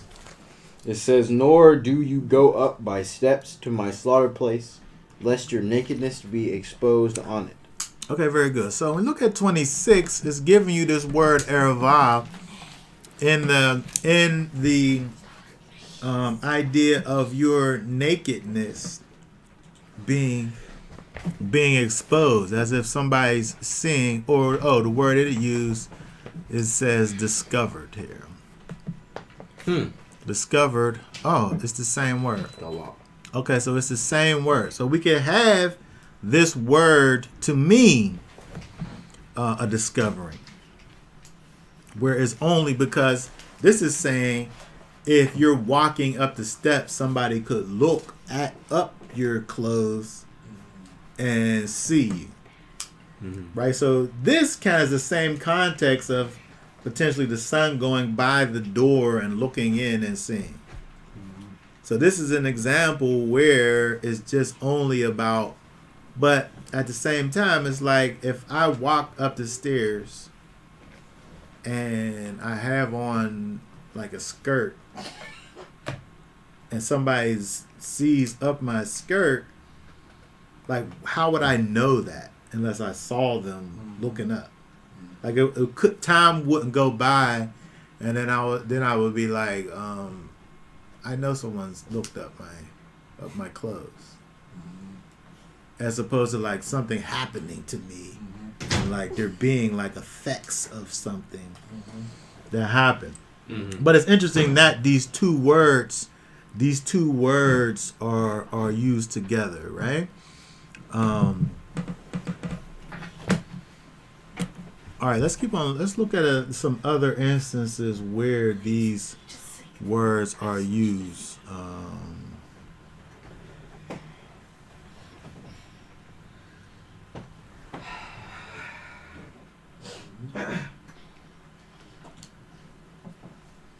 Oh, that's a thought. That's a thought there. If he woke up and he had on somebody else's covering over top of him, like, oh, this don't look like my thing. This don't look like my thing that I have on. Why do I got Yaffe's? I don't know what his nickname for Japheth's was. Maybe it was Yaffee. I don't know why I got Yaffe's cloak on me. Why is this on me? He could have woke up and said, that. I mean, which is a thought. I don't have any issues with it necessarily. But let's look at say for instance Leviticus 20, 18 and 6. Leviticus 20. No. Leviticus 18. Oh, Leviticus 18 and 6. 18 and 6. It says, no one is to approach anyone of his... 18 and... Yes, 6. Okay. No one is to approach anyone of his own flesh to uncover his nakedness. I am Yahweh. Okay, to uncover his nakedness. So we see that the idea of uncovering one's nakedness could be the thought of you just like your nakedness being exposed to someone. Let's see here. For some reason my cursor isn't. Oh yes, here's the word galah is the same word here. To uncover the nakedness. So it could be the idea of just visual exposure. Mm-hmm. But here, this is talking about sexual act is being described in the same way, uncovering the nakedness. Mm-hmm. Right? If you uncover the nakedness, Reuben uncovered the nakedness of his father's wife. Okay, he didn't just walk past her tent and and see her nakedness like visually, like he experienced it. Mm-hmm. Okay, and so the way that it's used, it could be either way.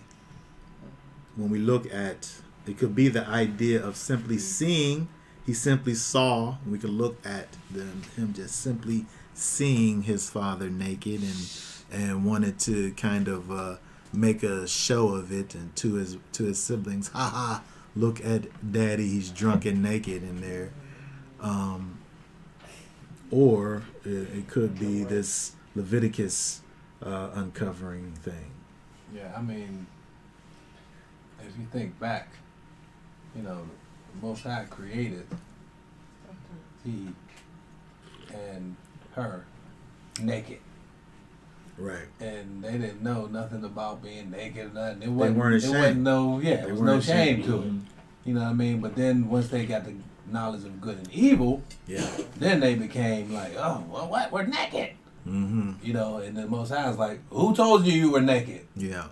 So I don't think that, being naked is like, I grew up, seeing my mom taking baths with, and as a child, wasn't no problem. So I think there's something more to the story. There's another comment, but she can't comment on the chat. Oh, it didn't show up? It doesn't. She can't comment on YouTube, so she texted it to me. Oh, what is it? She blocked it. No, I don't think I blocked her. I hope I didn't. But it says he was probably with his wife. Men think they are great lovers when drunk, in which case it was the mother who was naked. She would have been the one to cover her husband, but she was probably asleep too. I mean, we're not looked upon naked in this time. Interesting. Leviticus 18, That's an interesting twist. And Leviticus 18, verse 8. That's an interesting twist because if you uncovered your father's nakedness, you could be uncovering the nakedness of his wife. It could be the same situation because it's, that's interesting. That's an interesting thought. I think that's another thing to go into the hat over here in regards to what it could have been. Because spoiler alert, I think that it had to have been more than just him looking. Right. There would have been offense. Huh? There would have been more offense. Yeah. Yes, I feel like it had to be more than just looking and scorning or scoffing or whatever he was doing. Haha! Look at daddy. Like, yeah, because if my son sees me naked, I'm not gonna curse my grandson. So yeah, his whole well, thing right. And so there's a severity that goes along with what was done. It's a shameful thing.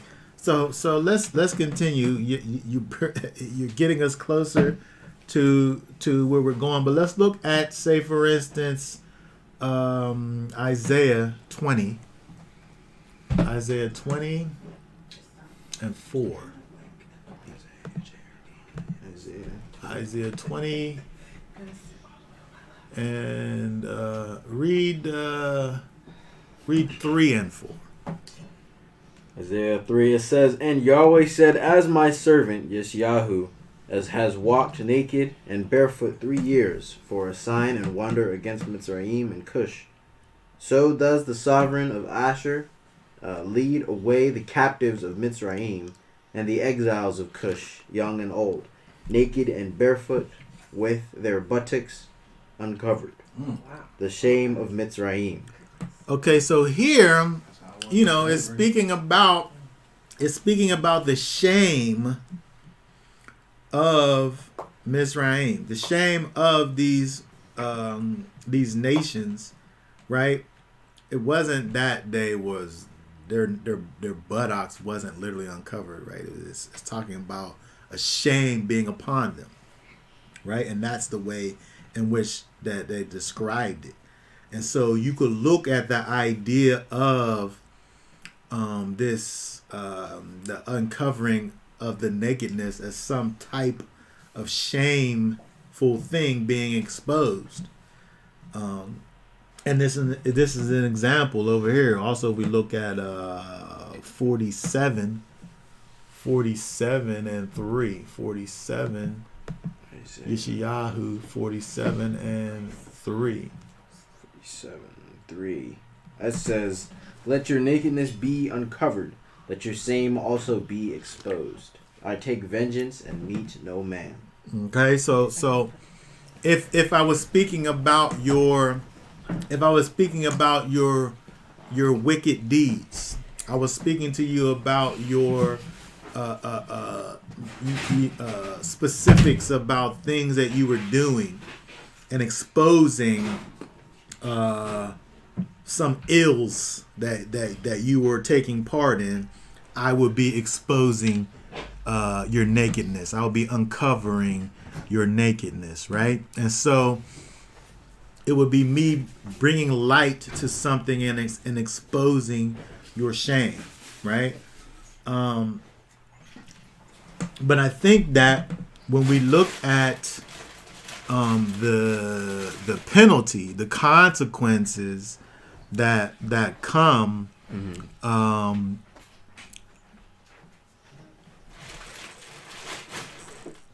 is quite severe.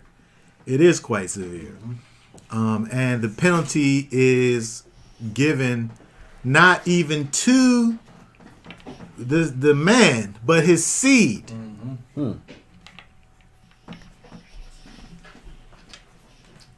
His seed. Right? Let's see what some of these comments says. This is an interesting perspective that the mother could be laid out from having laid with her husband. This is different from Lot being uncovered by his daughters and producing Moab and Amen. Yes, that was something that I never thought about, the whole mother part of it, because it doesn't mention the mother. But again, when you take into account the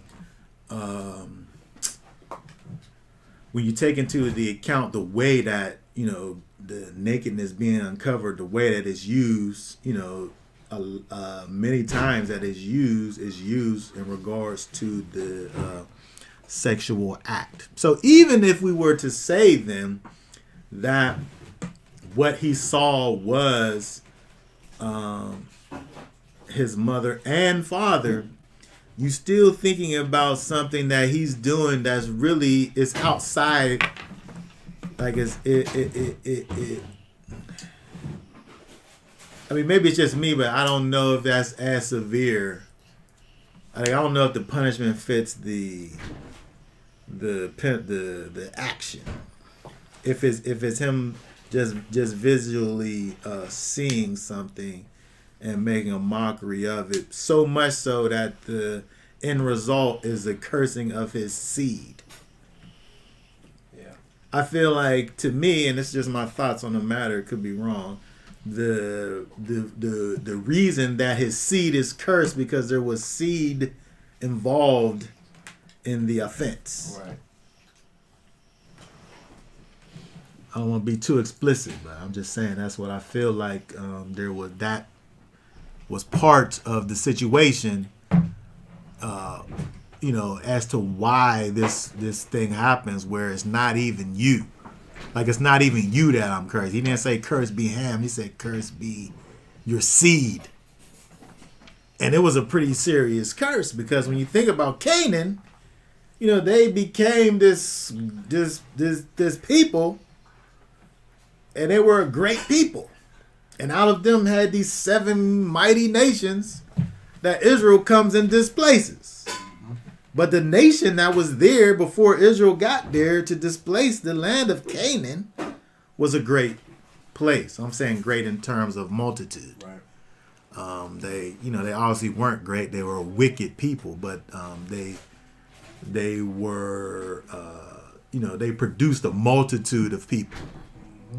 So that's the extent of the greatness that I'm speaking about. They obviously were a wicked and perverse people, where the Most High said that, you know, you could go over there, but kill all the people. Right? Don't let none of these nations, don't intermix with none of these nations. You know, he saw no redeeming qualities in what became of Canaan. Do we know what their sin, like maybe some of their main sins is? Because it might give you an idea. What, the Canaanites? Yeah. The people? They did everything. I mean, they just did they truly did do everything. Right? They literally was a terrible people, right? The Canaanites had all of these different, I guess there's no end to the things that they did in terms of the wickedness that they did. And again, the Most High found no redeeming qualities. Maybe it was prophetic what Noah was saying. Well, I'm saying it absolutely was prophetic for him to say, because the order, say, of the children of Ham. Is Canaan firstborn? Is Canaan the firstborn? I don't know. I'm just going off the cuff here. Is Canaan firstborn? Is Canaan listed first when it's somebody put it in the comments? Is Canaan the firstborn son of Ham?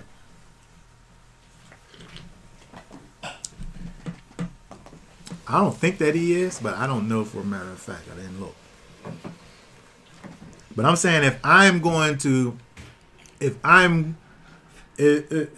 anything, why didn't he say, "Cursed be your firstborn," for this perversive thing that includes seed over here? The last son.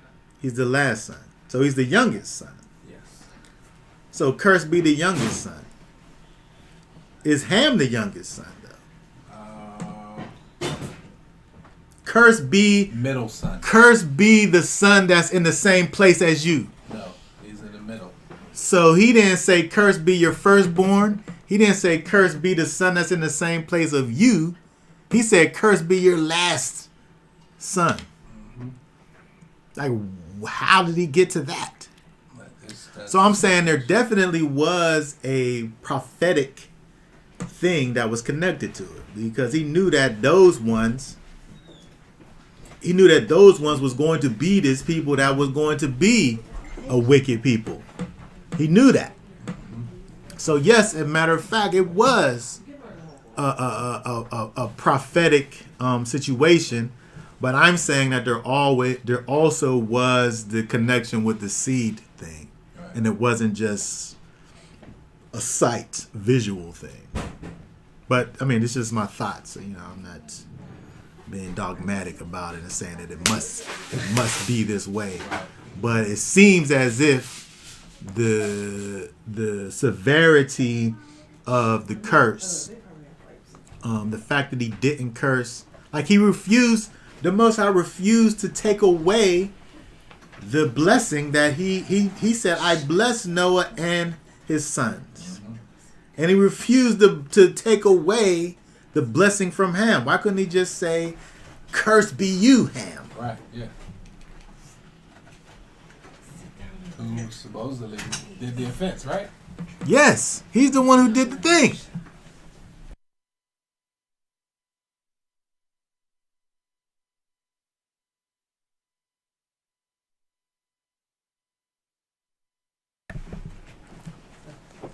I could be wrong. But it just seems like there's a connection here, because again, we started off by looking at verse 1. Elohim blessed Noah and his sons. The Most High refused to revoke his blessing that he gave to Ham. He refused to take it away. He was the one that did it, right? He didn't go back on the blessing that he put out. He put the blessing out, and he didn't revoke it.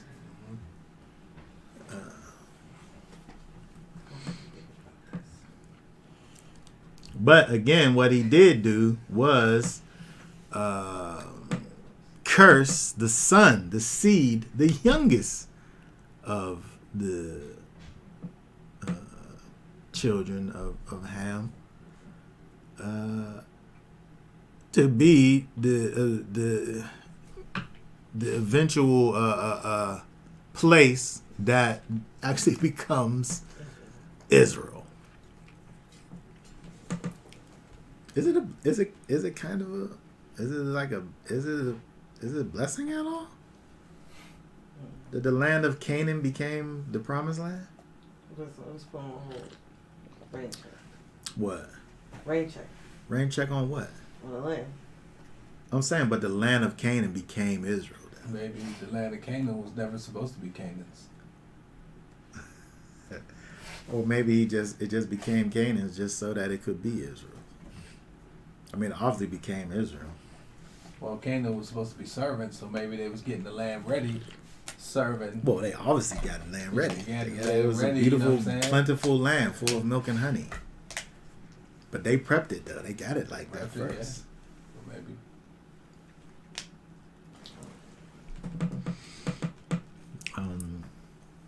Let's see over here.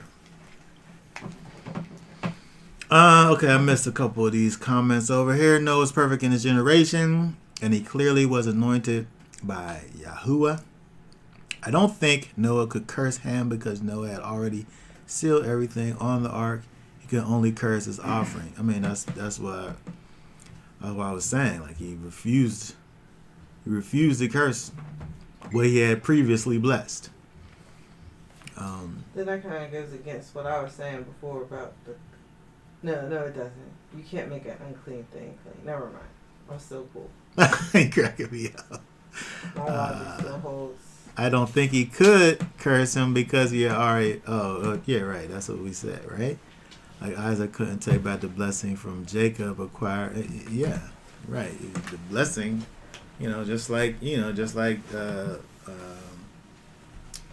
Balaam trying to curse Israel. Like you can't curse what the Most High blesses.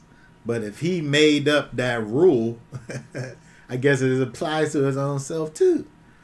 Well, my thing is, why wouldn't you curse all the sons of Ham? Why only Canaan, which is the last son out of 4? It's interesting the thought that the other 3 are skipped, because he could have said that. It's interesting that he chooses Canaan.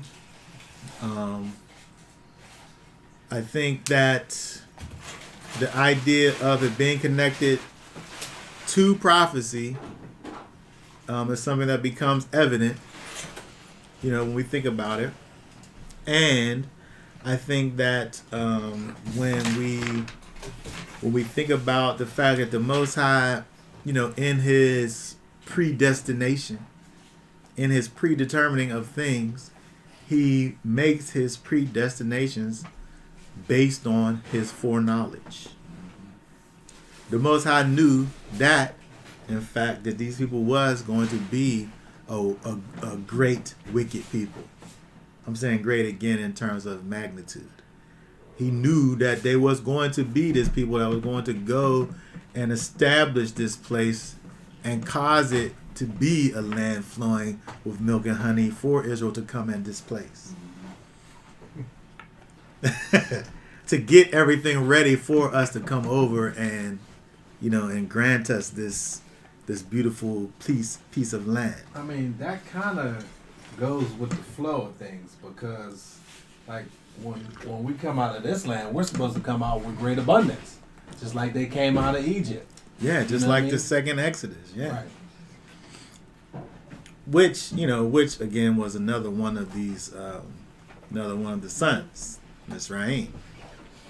Right?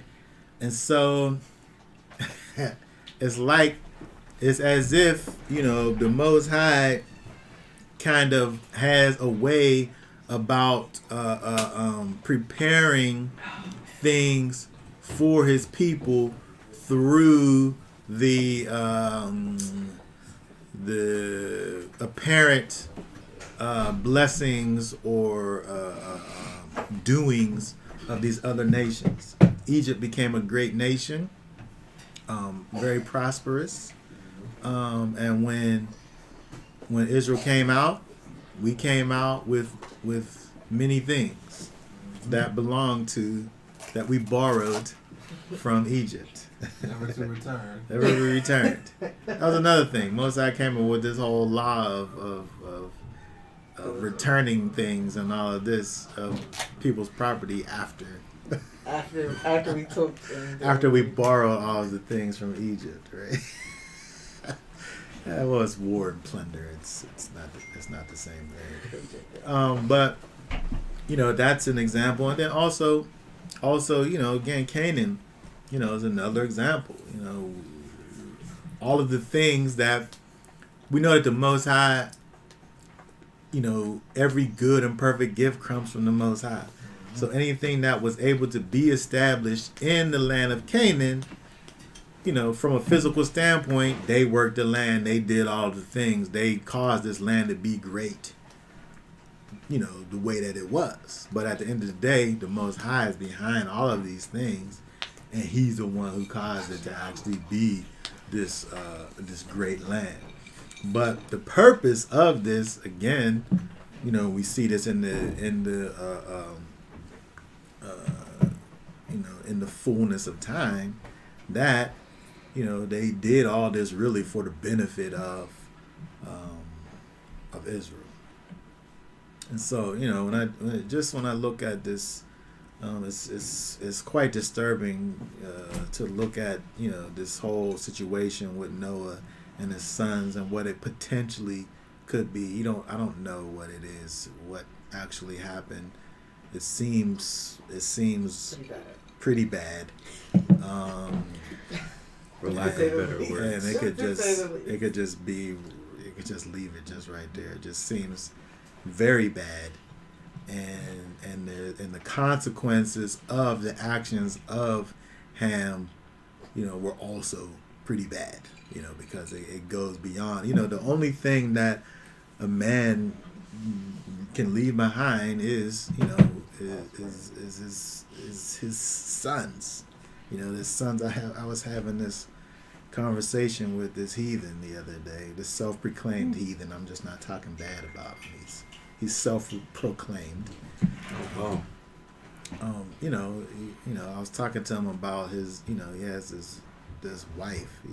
She's getting older, and he doesn't have any kids. Like, it's pretty selfish of you not to want to keep. You want to just stop at this. You don't want to have any children. I want to travel. I want to do this. I want to do that. But what about your name? Like, what about your name is going to stop with you? Like, you're not going to carry on your family name. You don't have any desire to keep that going. It's like, no, I'd rather just go on vacations and things. It's just like, Live his life. yeah, he just wants to live his life. And I guess that's what some people want to do. They don't want to, but other people want to have their name be carried on. The Most High, the first thing He said for man to do is to be fruitful and multiply. Yeah, Right? Right. That's like they got the same thing. And so one of the most important things from a biblical perspective that a man has is his sons, the ability for his house to continue. The ability for his house to continue is what a son even is.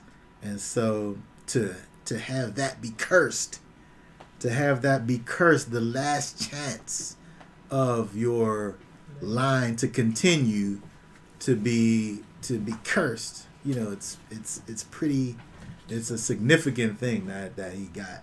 And so, my thoughts is it's just a significant act receives a significant penalty. Okay. All right, let's keep on going.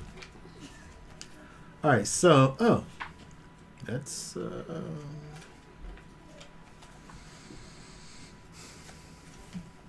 see. That's kind of the end of the chapter, isn't it? Let's see here. Hold on a second.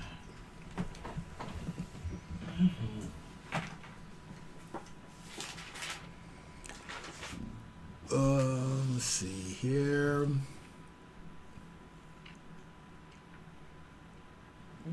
Oh, yeah, I guess it kind of is. Yeah, it talks about cursed is Canaan, and it'll be a servant of servants to his brothers. And again, we think about what Canaan ends up being, that the land of the Canaanites.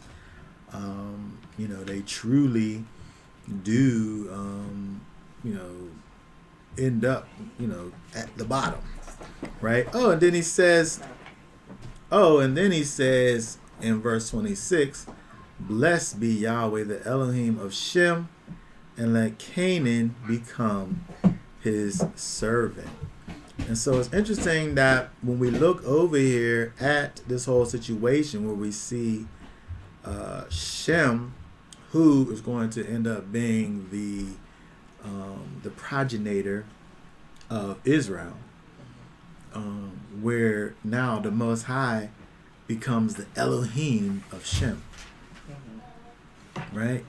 It's interesting that it don't even say, and let Elohim, it says, let Elohim enlarge Japheth, but it don't call the Most High the Elohim of Japheth. But it does literally say that, blessed be Yahweh, the Elohim of Shem. Which, again, when we think about the idea of Canaan being cursed as being prophetic, what's more prophetic than chapter 9, verse 26, when we are speaking about Shem, who, is the how many great grandfather of Israel at this point, where we know that, further down, Yahweh becomes the Elohim of Abraham, Isaac, and Jacob. But that all comes from Shem over here. So I'm just agreeing that when we look at 25 and look at 26 and 27, these are all speaking prophetically about the nations that's going to come from these sons, whether it be blessings or cursings. But it's interesting the differentiation that we see between 26 and 27, where Japheth was, he was part of the covering of his father, just like Shem was, right? Mm-hmm. But we still see the kind of the singling out of Shem, maybe not because his part was greater than Japheth, but because the Most High understands, where the line is going.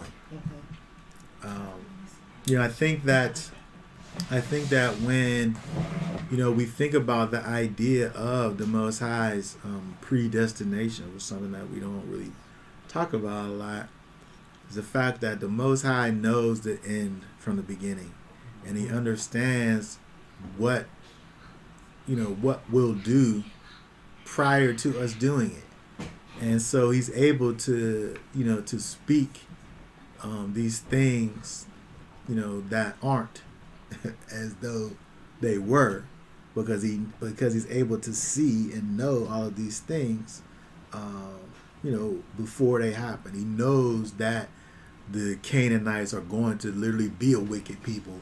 He knows that He's absolutely right and just to make the declaration and say, kill all of them. Don't marry none of them. Don't allow for this people to continue, because they're only a wicked people, right? He's able to say this because He knows that these people, that they can only have wickedness in them, right? And so, again, the things that the Most High is speaking, we're able to see the prophecy in this. Again, we don't know from the story who led the charge of covering the father, but it seems as if either Shem led the charge, or this is just simply the Most High speaking from a prophetic standpoint about what's going to be as it relates to these two remaining sons in the future.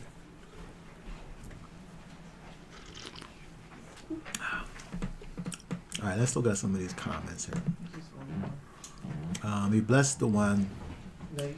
He blessed the one who honored his father. He cursed the seed of the one who dishonored his father. The order of respect is a serious thing to Yahuwah. The first commandment with promise. Very good. There's some thoughts that Canaan is the son of Ham and his mother. Canaan means humiliated, subjugated. Oh wow, that was wow. I can't even go to the other. Wow. Wow, that's wow. Wow. I guess with the thought of having the mother included, when it don't mention the mother, but having her included, I never heard of that before, but I can't confirm nor deny that thought. It's an interesting thought. It's an interesting thought. It's an interesting thought, but if you was to say that was the case, that's a pretty severe thing that would be like, that's a lot. That's a lot. But you can't put it past these people. I mean, there's been, the heart is deceitfully wicked. That's what the Most High says about it. Okay, very good. All right, so let's see here. All that being said, that is the end of the chapter there. Does anybody else have any last comments before we are done for today? It's interesting that, kind of just closing up here to, think about the blessings of the Most High. It's interesting to think about the fact that the Most High has moved you to the place wherever you are, even just right now, where the Most High has caused for you, each and every one of you, to move away from the world, to dismiss all of the things that are attached to that place over there, and dedicate yourself to the Most High and the Son Yeshua. And the way that the Most High is in terms of handing out his blessings, are we that same way about walking out his blessings? Do we walk around and say that the Most High said that I'm supposed to be walking for Yeshua, and so therefore there's no way that I could turn around and do anything other than that? Right? He put forth his blessing over Noah and his sons, and that thing was so strong that he put out that he just wasn't backing up on it. And so when we live our lives for Yeshua, it should be that same situation where, we've made a choice, we've made a decision, we've decided that we're going to follow after Yeshua. We've decided that we're going to allow for the seed of the Ruach HaKodesh that was planted in us to be the driving force in our lives, and never go back on that promise that we made.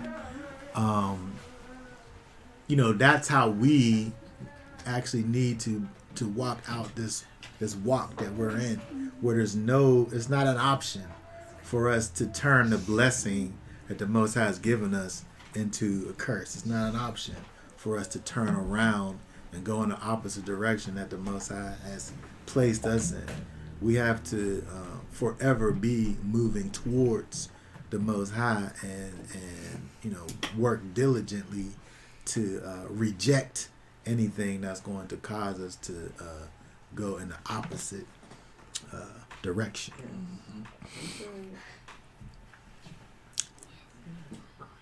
Okay.